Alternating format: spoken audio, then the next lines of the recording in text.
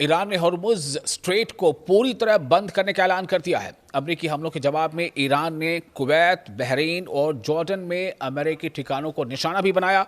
खाड़ी क्षेत्र में बढ़ा तनाव और जो वर्ल्ड जो मंडी है इसको लेकर के खासतौर से जहां पर क्रूड ऑयल मंडी है उसमें काफ़ी इसका असर पड़ रहा है। समुद्री व्यापार पर, ट्रेड पर खतरा मंडरा रहा है। आप देख रहे हैं न्यूज़ 18 का सोशल मीडिया प्लेटफॉर्म। मैं हूं विशाल।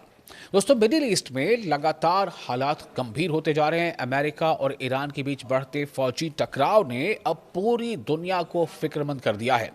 ईरान ने एक बड़ा और कड़ा कदम उठाते हुए दुनिया के सबसे अहम समुद्री रास्तों में से एक हॉर्मुज़ स्ट्रेट को पूरी तरह बंद करने का ऐलान कर दिया है। यानी पूरी तरह बंद, मतलब पूरी तरह बंद, ये ईरान का कहना है।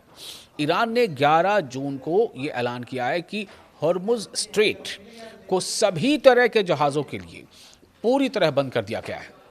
ये फैसला अमेरिका के जरिए ईरान पर किए गए ताज़ा हवाई हमलों के बाद लिया गया है। ईरान की नई संस्था पर्शियन गल्फ स्ट्रेट अथॉरिटी, जो कि ईरान ने इन दिनों, जब से 28 फरवरी से जो एग्रेशन शुरू हुआ था अमेरिका और इसराइल का एक साथ, ईरान पर वो टूट पड़े थे। उसके बाद से जो हालात बने और स्ट्रेट ऑफ हॉर्मुज़ पर जिस तरह से ईरान ने कब्जा किया, और ईरान का कहना था कि हमने जो इसको लेकर एक नई सिस्टम बनाया है और उसका नाम रखा गया है पर्शियन गल्फ स्ट्रेट अथॉरिटी, यानी PGSA, ने कहा है कि इलाके में बढ़ते तनाव और अमेरिकी फौजी कार्रवाई की वजह से स्ट्रेट ऑफ हॉर्मुज़ को अगली सूचना तक, अगले नोटिस तक पूरी तरह बंद रखा जाएगा। ईरानी फौज ने भी एक अलग बयान में कहा है कि अब किसी भी कमर्शियल या दीगर जहाज़ों को स्ट्रेट ऑफ हॉर्मुज़ से गुजरने की इजाज़त नहीं होगी। ईरानी सेना ने चेतावनी दी है कि जो भी जहाज़ इस रास्ते से गुजरने की कोशिश करेगा उसे निशाना बनाया जा सकता है। ईरान के इस ऐलान के कुछ ही वक्त बाद इलाके में तनाव और बढ़ गया। ईरान की रिवॉल्यूशनरी गार्ड कॉर्प्स यानी IRGC ने दावा किया है कि उसने अमेरिका के कई फौजी ठिकानों पर जवाबी हमले किए हैं। IRGC के मुताबिक कुवैत के अली अल सलेम एयरबेस और अहमद अल जाबिर एयरबेस, बहरीन के शेख ईसा एयरबेस और जॉर्डन के कुछ अमेरिकी सैन्य ठिकानों यानी अमेरिकी फौजी सेंटर्स हैं, उनको निशाना बनाया गया है। ईरान का कहना है कि उसने 2 मरहलों में, 2 फेजेस में ये मिलिट्री ऑपरेशन चलाया और कुल 18 अमेरिकी सैन्य ठिकानों पर हमले किए। इसके अलावा 12 बैलिस्टिक मिसाइलें भी दागी गईं, जिनका निशाना अमेरिकी लड़ाकू विमान, फाइटर जेट्स और कमांड सेंटरों को बनाया गया था।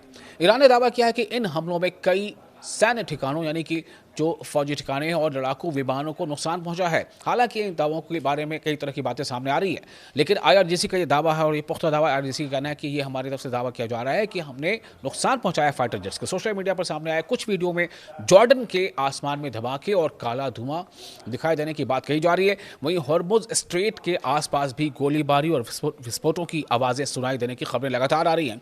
इससे पहले अमेरिका ने ईरान के कई इलाकों पर मिसाइल हमले किए थे। खासतौर से जो खबरें आई उसके मुताबिक जो दक्षिणी इलाके हैं वहां पर अमेरिका ने हमले किए थे। रिपोर्टों के अनुसार तेहरान प्रांत के आसपास स्थित कुछ सैन्य और सुरक्षा ठिकानों और जो प्रोडक्शन सेंटर्स हैं और दीगर प्लेसेस को निशाना बनाया गया। एक्सपर्ट्स का मानना है कि स्ट्रेट ऑफ हॉर्मुज़ का बंद होना पूरी दुनिया के लिए चिंता का विषय है। दुनिया के बड़े हिस्से का तेल और गैस इसी समुद्री मार्ग से होकर गुजरता है। अगर ये मार्ग लंबे समय तक बंद रहता है तो वर्ल्ड एनर्जी बाजार जो है और जो इंटरनेशनल ट्रेड है उस पर काफ़ी बड़ा असर पड़ सकता है।